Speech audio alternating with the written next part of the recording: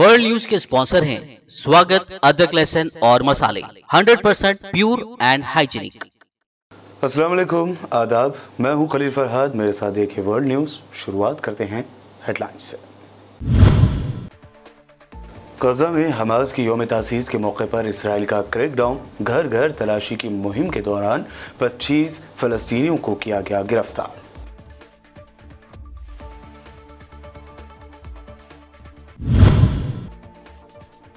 Germany में हुकूमत का तख्ता उलटने की साजिश की मजीद तफसीलात आई सामने। साजिशियों ने जर्मन पार्लियामेंट पर हमला करने और जर्मन चांसलर को कत्ल करने की खाई थी कसम।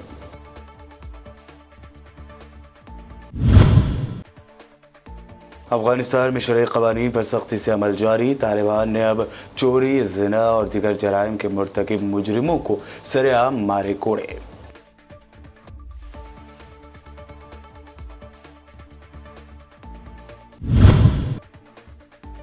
गोधरा सानिया के दौरान पत्थरबाजी के इल्जाम में गिरफ्तार फारूक को मिली जमानत। गुजरात की बीजेपी हुकूमत ने की शदीद मुखालफत, ताहम सुप्रीम कोर्ट ने जमानत पर किया रिहा।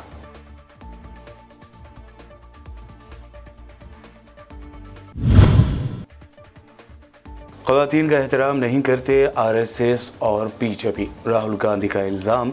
कहा सीता देवी का एहतराम नहीं करते बीजेपी वाले, इसीलिए जय सिया राम की जगह कहते हैं जय श्री राम। और कांग्रेस सदर मल्लिकार्जुन खड़गे ने चीनी फौजियों के साथ झड़प पर किया तंज। कहा मोदी सरकार की लाल आंख पर चढ़ गया है चाइनीज चश्मा।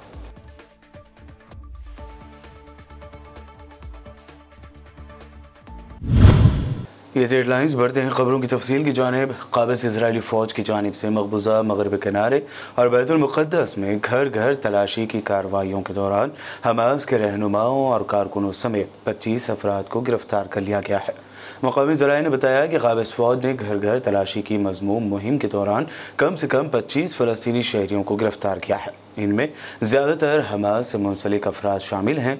ये गिरफ्तारियाँ एक ऐसे वक्त में की गई हैं जब हमास का 35वां यौम तासीस मनाया जा रहा है। इजरायली फ़ौज के क्रैकडाउन के साथ साथ अब्बास मिलिशिया ने भी हमास के खिलाफ छापामार कार्रवाइयाँ शुरू कर रखी हैं।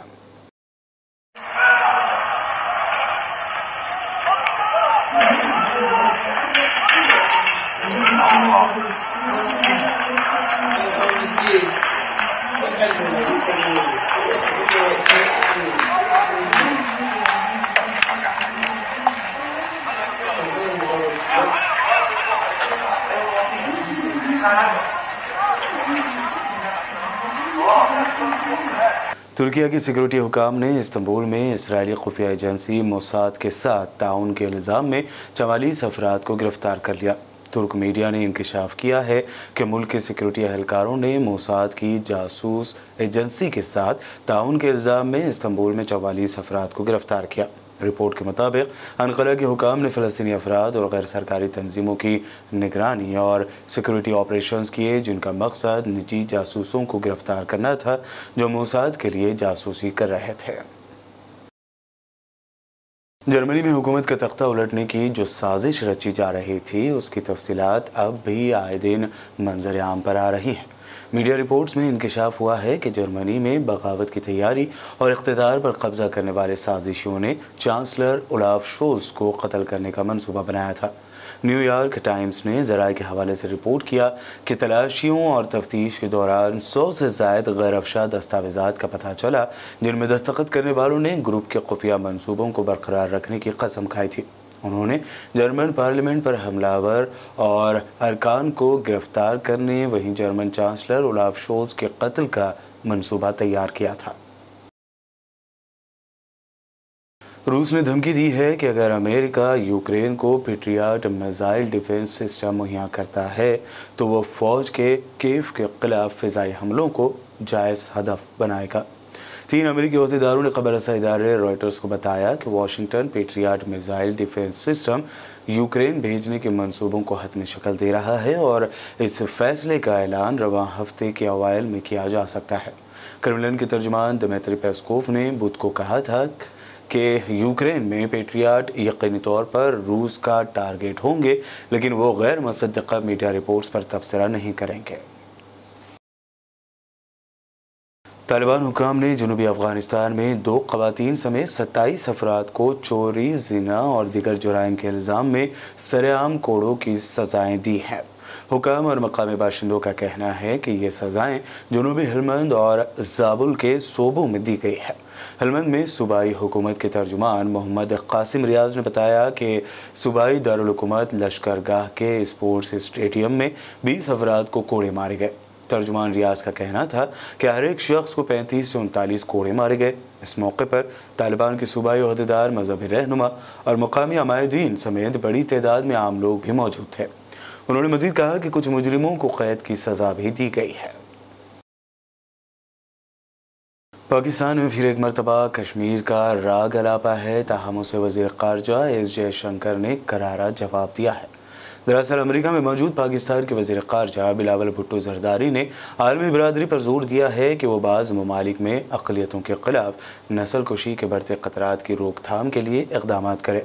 बिलावल भुट्टो ने हिंदुस्तान के ज़ेर इक़्तिदार कश्मीर पर आलमी क़रारदादों पर अमल करने का मुतालबा किया, जिस पर फ़ॉरेन मिनिस्टर एस जयशंकर ने पाकिस्तान का नाम लिए बगैर सरहद पार से दहशतगर्दी के हवाले से तनक़ीद की है। NDTV के मुताबिक एस जयशंकर का कहना था कि अल-कायदा के सरबरा उसामा बिन लादेन की मेज़बानी करना और पड़ोसी मुल्क की पार्लियामेंट पर हमला करना ऐसी सनद नहीं है जिसकी बुनियाद पर अक़वाम मुत्तहिदा की कौंसिल के सामने आकर लेक्चर दिया जाए। Parties to a dispute cannot advocate multilateral processes one day, multilateral reform one day, and insist on bilateral avenues the next, or ultimately impose unilateral solutions. Search for the best solutions. What our discourse must never accept is the normalization of such threats. The question of justifying what the world regards as unacceptable should not even arise. That certainly applies to state sponsorship of cross-border terrorism. Nor can hosting Osama bin Laden and attacking a neighboring parliament serve as credentials to sermonize before this council. That said, I thank all council members for their contributions. I now resume my duty as the President of the Council. I now give the floor to His Excellency Mr. Fariz Razaev, Deputy Minister of Foreign Affairs of Azerbaijan. Bulletin में वक्त हुआ है एक short break का। जल्द लौटेंगे और देखेंगे मजीद अहम खबरें।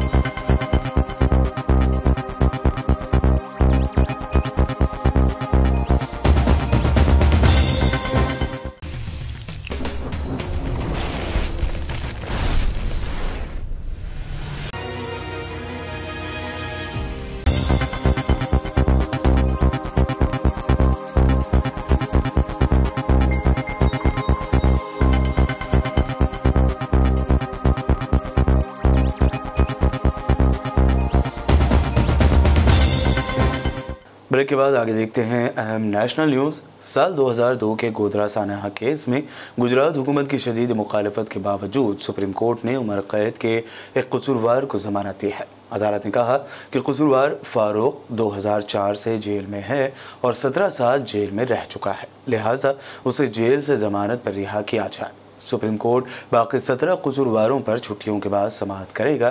फारूक पत्थर फेंकने के मामले में उम्र कैद की सज़ा काट रहा था। समाअत के दौरान जमानत की मुखालफत करते हुए गुजरात की बीजेपी हुकूमत की जानिब से सॉलिसिटर जनरल तुषार मेहता ने कहा कि ये सिर्फ पत्थरबाजी नहीं थी, ये खतरनाक जुर्म था क्योंकि जलती ट्रेन से लोगों को बाहर नहीं निकलने दिया गया।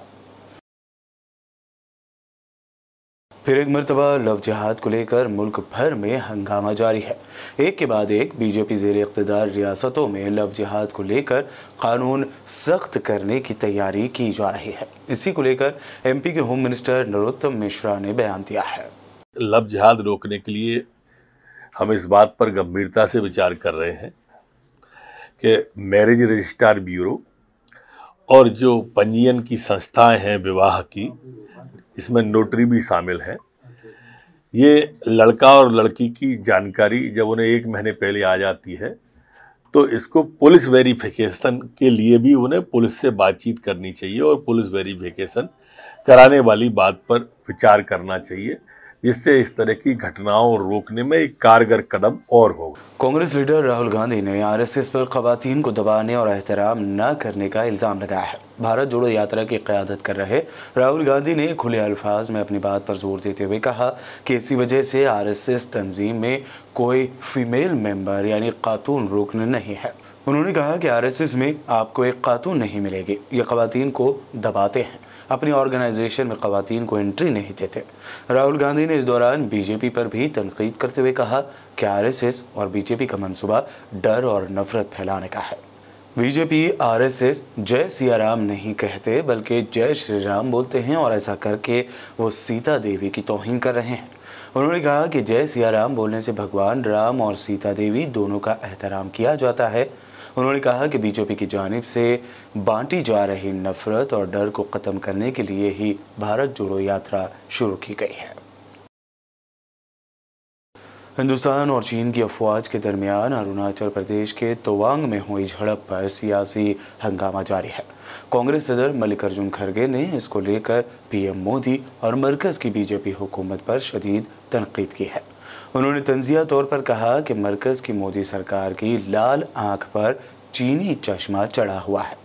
उन्होंने ट्वीट करते हुए लिखा कि ऐसा लगता है कि मोदी सरकार की लाल आंख पर चीनी चश्मा लग गया है। क्या भारतीय पार्लियामेंट में चीन के खिलाफ बोलने की इजाज़त नहीं है?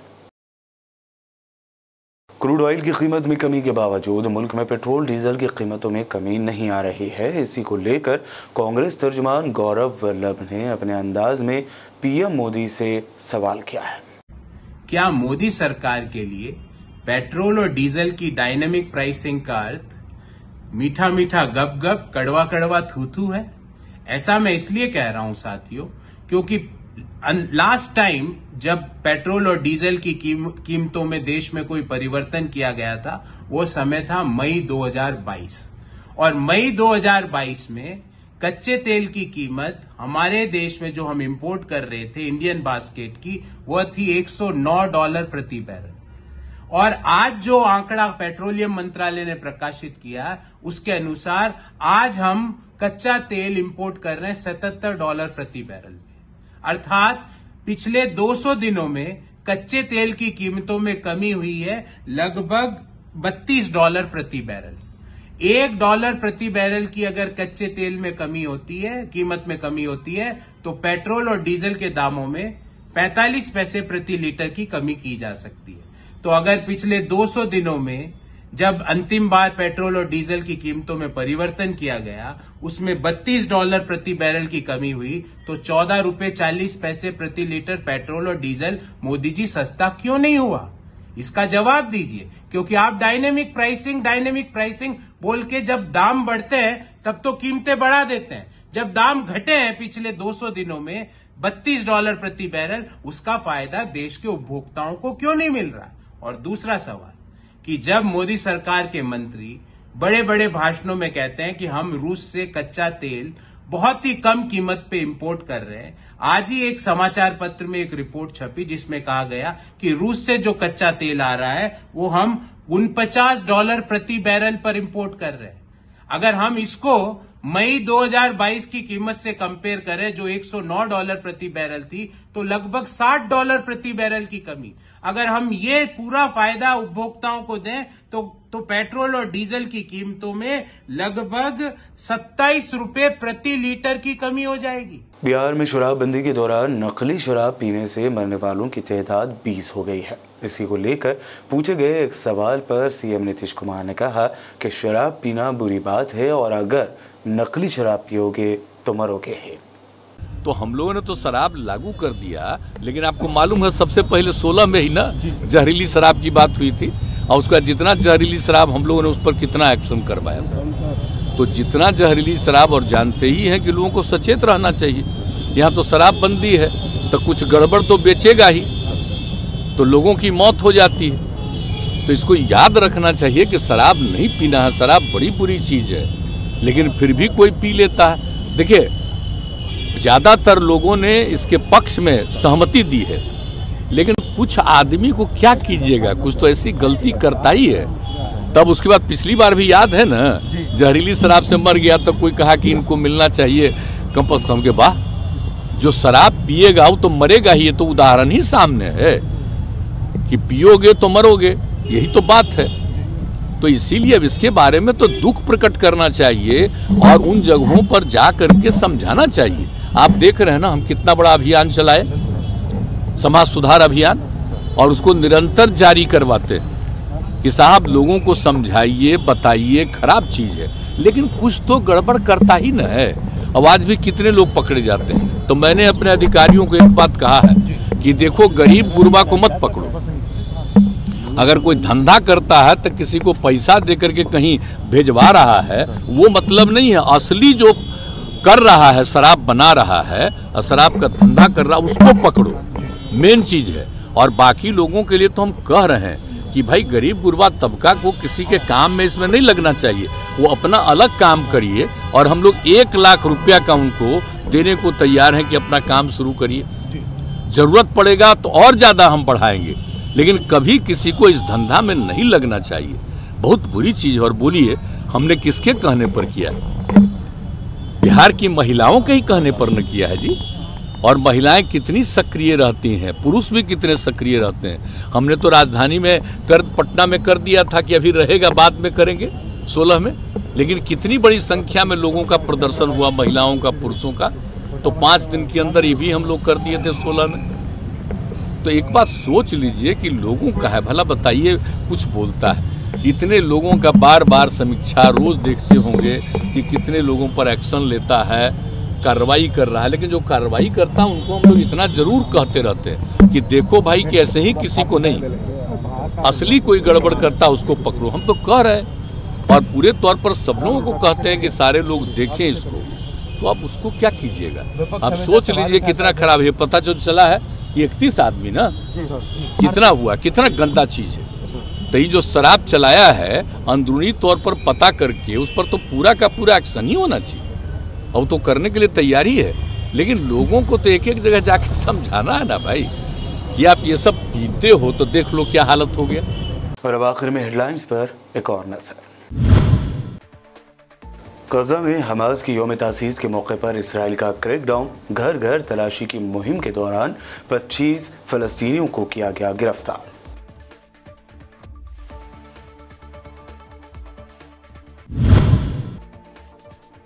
जर्मनी में हुकूमत का तख्ता उलटने की साजिश की मजीद तफसीलात आई सामने। साजिशियों ने जर्मन पार्लियामेंट पर हमला करने और जर्मन चांसलर को कत्ल करने की खाई थी कसम।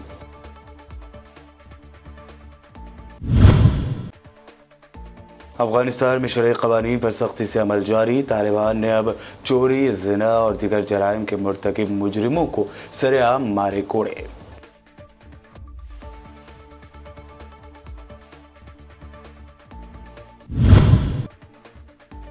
गोधरा साने के दौरान पत्थरबाजी के इल्जाम में गिरफ्तार फारूक को मिली जमानत। गुजरात की बीजेपी हुकूमत ने की शदीद मुखालफत, ताहम सुप्रीम कोर्ट ने जमानत पर किया रिहा।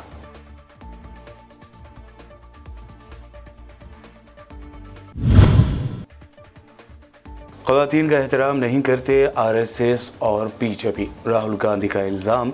कहा सीता देवी का एहतराम नहीं करते बीजेपी वाले, इसीलिए जय सिया राम की जगह कहते हैं जय श्री राम। और कांग्रेस सदर मल्लिकार्जुन खड़गे ने चीनी फौजियों के साथ झड़प पर किया तंज। कहा मोदी सरकार की लाल आंख पर चढ़ गया है चाइनीज चश्मा।